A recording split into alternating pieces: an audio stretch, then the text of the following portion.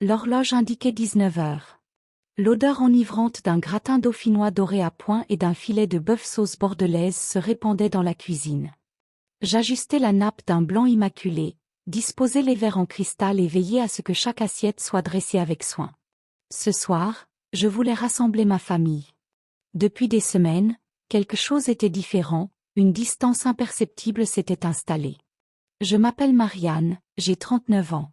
Ma vie a toujours tourné autour de mon mari, Philippe, un entrepreneur réussi, et de nos 2 enfants, Louis, 20 ans, et Camille, 17 ans. J'avais mis ma carrière entre parenthèses pour eux, délaissant mes propres rêves et ambitions. Ça me convenait, du moins, c'est ce que je me disais. Le bruit de la porte d'entrée retentit. Philippe entra sans me regarder, se servit un verre d'eau à la cuisine, puis s'assit à table dans un silence pesant. Louis et Camille, absorbés par leur téléphone, ne remarquaient rien. « J'ai préparé ton plat préféré, mon amour », dis-je avec un sourire, essayant de briser cette atmosphère pesante. Il resta silencieux un instant, puis soupira profondément avant de prononcer les mots qui allaient bouleverser ma vie. « Marianne, je veux divorcer. » Mon estomac se noua. J'eus l'impression que le temps s'arrêta. « Quoi ?» Ma voix était faible, presque inaudible. « J'ai rencontré quelqu'un d'autre », ajouta-t-il sans la moindre trace de remords. « Je suis avec elle depuis un moment. Je veux recommencer ailleurs. » Je regardais mes enfants, espérant qu'ils réagissent, qu'ils me soutiennent. Mais non. Louis haussa les épaules sans décrocher les yeux de son écran. « Maman, tu devrais peut-être penser à toi aussi, » dit-il d'une voix neutre. Camille soupira et ajouta, « Peut-être que ce sera mieux pour toi, qui sait ?» Il n'était pas de mon côté. Ma propre famille, ma propre chair et mon sang, indifférents à mon chagrin. Les jours qui suivirent furent un véritable cauchemar. Philippe était prêt, il avait tout anticipé, les papiers du divorce, le partage des biens. Il gardait l'appartement parisien, les enfants choisissaient de rester avec lui. Je me retrouvais avec une somme modeste et l'obligation de chercher un nouveau logement. Un studio miteux dans un quartier excentré. Le premier soir, assise sur mon matelas posé à même le sol, je contemplais ma réflexion dans le miroir fissuré de la salle de bain. Une femme fatiguée, aux traits tirés, aux cernes profondes. Je n'étais plus que l'ombre de moi-même. Comment allais-je survivre? Je n'avais aucune expérience professionnelle. Qui voudrait embaucher une femme de 39 ans sans CV? Mes appels aux amis restaient sans réponse. Les jours passaient, l'argent s'amenuisait. Chaque entretien d'embauche était un échec, nous vous contacterons. Mais il ne le faisait jamais. Un matin, désespéré, je marchais sans but dans Paris. Les avenues étaient bondées, les gens pressés, et moi, invisible. Mes pieds me portèrent jusqu'à un quartier inconnu. Fatigué, je m'arrêtai devant la vitrine d'un petit bistrot chaleureux. Et c'est là que j'entendis une voix familière. « Marianne !» Je me retournai lentement. Devant moi se tenait Isabelle, une ancienne amie de la faculté. Ses yeux révélaient une véritable inquiétude. « Tu vas bien ?» demanda-t-elle doucement. Comment répondre à cela? Comment expliquer que ma vie s'était effondrée? J'essaie, répondis-je finalement, la gorge serrée. Sans hésiter, elle me prit par la main et m'entraîna à l'intérieur du bistrot. L'odeur du café fraîchement moulu m'enveloppa, et pour la première fois depuis des semaines, je me sentis en sécurité. J'ai entendu parler de ton divorce, murmura-t-elle avec bienveillance. Raconte-moi tout. Et là, les mots jaillirent. Je lui racontai tout, Philippe, mes enfants, le rejet, l'humiliation, l'impuissance. Quand j'eus fini, elle me prit les mains et planta ses yeux dans les miens. Tu as passé ta vie à prendre soin des autres. Maintenant, il est temps de prendre soin de toi. J'eus un pincement au cœur. Je ne sais pas comment faire. Elle sourit. Moi, je sais. C'est ainsi que ma renaissance commença. Les jours suivants, je me surpris à espérer. Isabelle était bien plus qu'une ancienne amie, elle était un phare dans la nuit. Elle possédait ce petit bistrot où nous nous étions réfugiés. En voyant mon état, elle eut une idée. Marianne, tu as toujours été organisée, créative. Pourquoi ne pas m'aider ici? Je veux organiser des soirées à thème, des événements. Tu pourrais t'en charger. Ma première réaction fut le doute. Je n'avais pas travaillé depuis des années. J'avais passé tant de temps à être la femme de quelqu'un d'autre que j'avais oublié qui j'étais vraiment. Mais Isabelle insista, convaincue que j'avais du talent. Après une nuit d'hésitation, je pris mon courage à deux mains et acceptai. Dès les premières semaines, je découvris un nouveau monde. Choisir des décors, créer des ambiances, recevoir les clients, cela éveilla en moi une passion que j'ignorais posséder. Peu à peu, je pris confiance. Je choisis des tenues plus audacieuses, des robes élégantes qui sublimaient ma silhouette, des escarpins raffinés qui me faisaient sentir femme, et non plus simple mère ou ex-épouse. Les clients du bistrot commencèrent à me remarquer. Certains me complimentaient sur l'organisation des soirées, d'autres sur ma tenue. Cela me troublait, mais aussi me réjouissait. Un soir, après avoir organisé une soirée jazz dans le bistrot, une main féminine toucha légèrement mon bras. « Vous êtes la responsable de cet événement ?» demanda une femme élégante aux cheveux bruns relevés en un chignon parfait. Son parfum était envoûtant, sa présence imposante. « Oui, » répondis-je, flatté. « Impressionnant. Mon mari souhaiterait vous rencontrer. Il cherche une organisatrice pour un événement spécial. » Quelques instants plus tard, un homme s'approcha. Grand, charismatique, au regard profond et à l'aura magnétique. Antoine Morel, se présenta-t-il avec un sourire en coin. Je suis propriétaire d'une galerie d'art. Je prépare un vernissage privé et j'ai besoin d'une organisatrice de talent. Un frisson me parcourut. Antoine Morel était un nom que je connaissais. Un homme influent, un entrepreneur respecté. Je n'osais y croire. Quelqu'un de sa trempe s'intéressait à mon travail? J'ai adoré l'atmosphère que vous avez créée ici ce soir. J'aimerais que mon événement ait la même touche, personnelle. Je savais que c'était une opportunité en or, et cette fois, je n'avais pas besoin de demander la permission à qui que ce soit. Je pris une inspiration profonde et croisai son regard.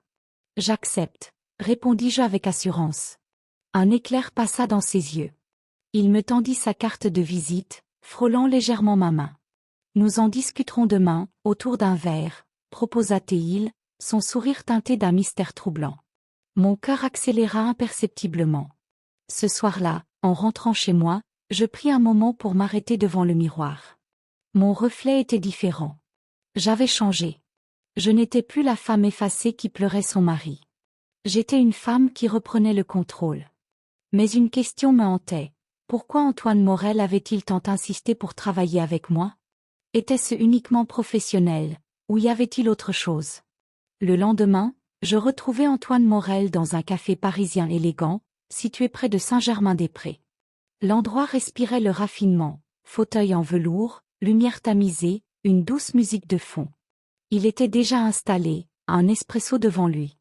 Dès que j'entrai, son regard se posa sur moi avec une intensité troublante. « Marianne, asseyez-vous. J'ai hâte d'entendre vos idées. » Je pris place en face de lui, croisant les jambes sous la table, un brin nerveuse.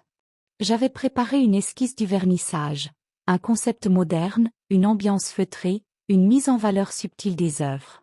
Il écouta en silence, puis posa lentement sa tasse. « Vous avez du talent, » déclara-t-il. « Mais je veux voir jusqu'où vous pouvez aller. » Ces mots flottaient dans l'air, presque cryptiques. Une tension indéfinissable s'installa. Son regard soutint le mien une fraction de seconde de trop. « Je vous fais confiance, » ajouta-t-il enfin. « Faites-moi rêver. » L'entretien se termina sur une poignée de main. Pourtant, ce simple contact réveilla en moi une sensation étrange, oubliée depuis longtemps. Un frisson. Était-ce simplement l'excitation du défi ou y avait-il autre chose? Les jours suivants furent une course effrénée. Organiser un vernissage pour Antoine Morel n'était pas une mince affaire. J'affinai chaque détail, sélectionnai des tissus nobles pour les nappes, choisis des lumières tamisées pour créer une atmosphère envoûtante. Une boutique de lingerie de luxe attira mon attention lors d'une de mes courses. Sur un coup de tête, j'y entrai. J'effleurai des dentelles exquises, hésitantes. Pourquoi étais-je ici? Pour moi? Pour me redécouvrir? Une vendeuse, une femme d'âge mûr à l'élégance naturelle, s'approcha avec un sourire. « Vous avez fait le bon choix en entrant, madame. Parfois, il faut se rappeler qu'on est avant tout une femme. » Je rougis légèrement, mais acceptai d'essayer un ensemble en soie ivoire. Lorsque je me regardai dans le miroir de la cabine, Je vis une femme différente. Sereine. Désirable. La veille du vernissage, Antoine m'invita à visiter la galerie, encore vide. Lorsque j'arrivai, il m'accueillit avec un verre de vin à la main. « À votre succès », dit-il en me tendant la coupe. Nous trinquâmes. L'éclairage tamisé dessinait des ombres sur son visage. Je sentais une tension croissante entre nous, une dynamique qui allait au-delà du simple travail. « Vous avez changé depuis notre première rencontre, Marianne », murmura-t-il en s'approchant imperceptiblement. « Vous êtes plus sûre de vous. Cela vous va bien. » Il effleura mon poignet du bout des doigts, une caresse à peine perceptible, mais suffisante pour envoyer une onde à travers mon corps. Je n'étais plus l'ancienne Marianne. Et cette pensée me fit sourire. Le jour du vernissage était enfin arrivé.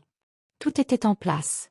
Les œuvres baignées d'une lumière chaude, les coupes de champagne scintillant sous les lustres de cristal, la musique en fond, délicate et immersive. L'ambiance était parfaite, élégante, presque enivrante. J'avais passé la journée à superviser les derniers préparatifs, vérifiant chaque détail avec une précision presque obsessionnelle. Rien ne devait être laissé au hasard. Ce n'était pas seulement un événement professionnel, c'était aussi un tournant personnel. Ce soir, je voulais être une femme qui maîtrise son destin, qui impose sa présence. J'avais choisi une robe longue en satin noir, à la coupe fluide et sensuelle, dont le tissu glissait sur ma peau à chaque mouvement. Une fente subtile dévoilait ma jambe lorsque je marchais, et mes escarpins en velours noir raffinaient ma silhouette. Je pris le temps d'attacher mes cheveux en un chignon élégant, laissant quelques mèches encadrer mon visage. Un rouge à lèvres bordeaux soulignait ma bouche avec audace. Ce soir, je ne voulais pas être discrète.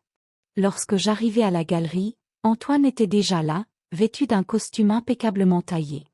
Son regard se posa sur moi immédiatement, et un sourire fin étira ses lèvres. « Marianne, vous êtes sublime. » Sa voix, légèrement plus basse qu'à l'accoutumée, me fit frissonner. Je ne savais pas encore si c'était l'atmosphère, l'excitation du succès ou simplement l'effet qu'il avait sur moi, mais quelque chose en moi vibrait différemment. « J'espère que tout est à votre goût, » répondis-je, tentant d'adopter un ton professionnel. Il prit une gorgée de son champagne avant de poser son regard perçant sur moi. « C'est bien au-delà de mes attentes. Vous avez un talent que peu possèdent. » La galerie se remplit rapidement. Des collectionneurs, des artistes, des critiques d'art évoluaient dans l'espace, échangeant des murmures admiratifs. Les serveurs circulaient entre les invités, offrant champagne et amuse-bouche raffinée. Tout se déroulait à la perfection. Mais malgré l'effervescence, mon attention revenait sans cesse vers Antoine. Il semblait m'observer de loin, son regard accrochant le mien à chaque instant volé. À un moment, une femme élégante s'approcha de lui et posa une main légère sur son bras. Je ne savais pas pourquoi, mais cette vision fit naître en moi un pincement presque inconnu. J'avais lutté pour me libérer du poids d'un homme, alors pourquoi cet étrange trouble?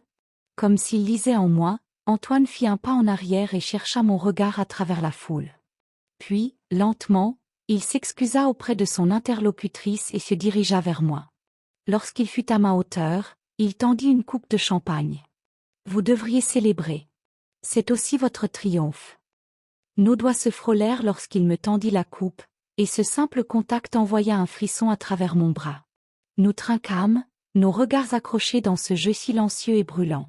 « Vous êtes surprenante, » dit-il finalement. « Je crois que vous ne réalisez pas encore à quel point. » Je souris, essayant de masquer l'effet qu'il avait sur moi. « Et que devrais-je réaliser, selon vous ?» Il ne répondit pas immédiatement. Il posa sa coupe sur la table la plus proche, puis, d'un geste lent, il effleura la bretelle de ma robe, une caresse si légère qu'elle aurait pu passer inaperçue. Mais je l'avais ressentie partout. Que vous avez en vous une force et une sensualité que vous commencez seulement à apprivoiser. Le silence entre nous devint presque tangible. Le son de la musique, des conversations, du cliquetis des verres s'effaçait progressivement. Il n'y avait plus que nous. Je relevai légèrement le menton, cherchant à reprendre le contrôle de la situation. Mais quelque chose en moi voulait céder à cette tension, à ce jeu subtil qui se dessinait entre nous. « Peut-être que vous avez raison, » murmurai-je, la voix plus basse que je ne l'aurais voulu.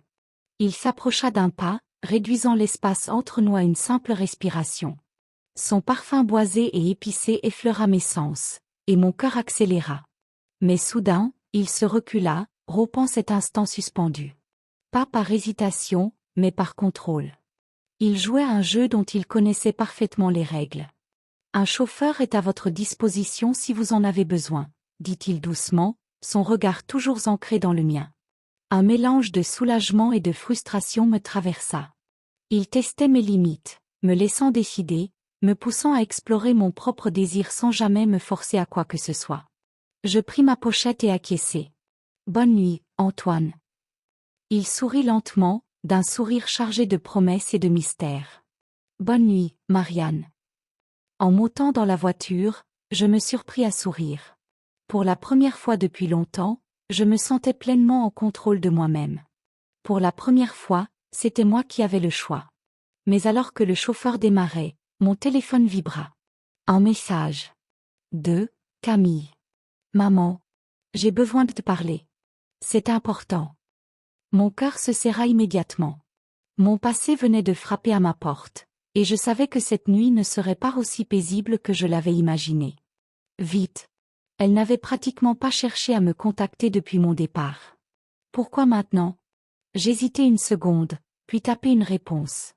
Où veux-tu qu'on se retrouve? Quelques minutes plus tard, elle me répondit. Chez moi. C'est urgent. Je donnai au chauffeur la nouvelle adresse. En quelques instants, la voiture roulait dans les rues illuminées de Paris. Mon reflet dans la vitre me renvoyait une image étrange, une femme élégante, forte, mais dont les émotions refaisaient surface brutalement. Quand j'arrivai devant l'immeuble, Camille m'attendait déjà dans l'entrée. Elle paraissait différente. Plus pâle, plus tendue. Je sentis une vague d'inquiétude me traverser. Elle ouvrit la porte sans un mot et me fit signe d'entrer. L'appartement était impeccable, mais l'ambiance pesante. Elle me conduisit jusqu'au salon et s'assit en face de moi. Ses doigts jouaient nerveusement avec l'ourlet de sa manche. Maman. Je ne savais pas à qui d'autre parler. Son regard se baissa. Mon instinct maternel s'éveilla immédiatement. Dis-moi tout. Elle inspira profondément, comme si elle hésitait à plonger dans ce qu'elle s'apprêtait à révéler. Papa. Il va mal. Très mal. Depuis que Bianca est partie, il ne sort presque plus, il boit. Il n'est plus lui-même. Et, il a des dettes. Des gens viennent à l'appartement pour le chercher. Un froid glacial m'envahit. Philippe, cet homme qui m'avait toujours semblé inébranlable, sombrait ainsi? Pourquoi me le dire à moi? Vous aviez choisi de rester avec lui. Camille serra les poings. Je sais. J'ai été horrible avec toi, maman. J'ai cru qu'il était le plus fort, que c'était toi la faible. Mais j'avais tort. Il n'a jamais été fort, c'est toi qui tenais la famille. Et maintenant, je ne sais pas quoi faire. Ses yeux brillaient, son masque d'indifférence s'effritait. Je pris une profonde inspiration. Devais-je aider un homme qui m'avait brisé? Devais-je revenir dans une vie que j'avais fuie? Camille. Je vais voir ce que je peux faire. Mais je ne peux pas le sauver à sa place. Elle hocha la tête, soulagée, puis se leva pour me serrer dans ses bras. C'était la première fois depuis des mois. J'inspirais son parfum, retrouvant un instant cette fille que j'avais élevée.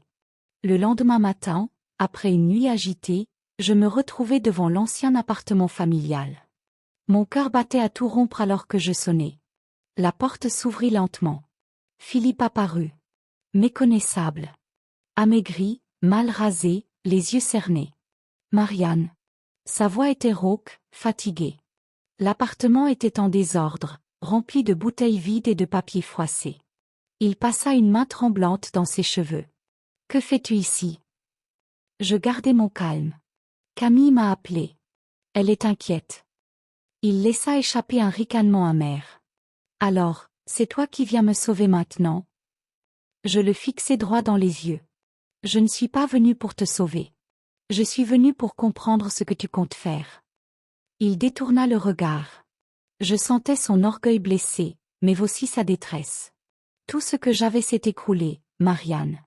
L'entreprise, ma relation avec Bianca, mes finances. J'ai tout perdu. Je pris une profonde inspiration. Tu as perdu bien avant ça. Tu as perdu ta famille quand tu as choisi de nous abandonner. Il ne répondit rien. Un silence s'installa, lourd et douloureux. Puis, enfin, il murmura. « Est-ce que Camille me déteste ?» Je secouai lentement la tête. « Non. Mais elle a peur de te perdre. Et moi aussi, malgré tout. » Ses yeux s'embuèrent, mais il ne laissa pas les larmes couler. « Que dois-je faire ?» Je posai une main sur son bras. « Commence par te relever, Philippe. Pour toi. Pour Camille. Pour Louis. » Il hocha la tête, lentement. Ce n'était pas une promesse, mais c'était un début. Quand je sortis de l'immeuble, un souffle glacé parcourut Paris. J'inspirai profondément. J'avais refermé une porte sur mon passé, sans la verrouiller complètement. Mon téléphone vibra. Un message d'Antoine. « Dîner ce soir ?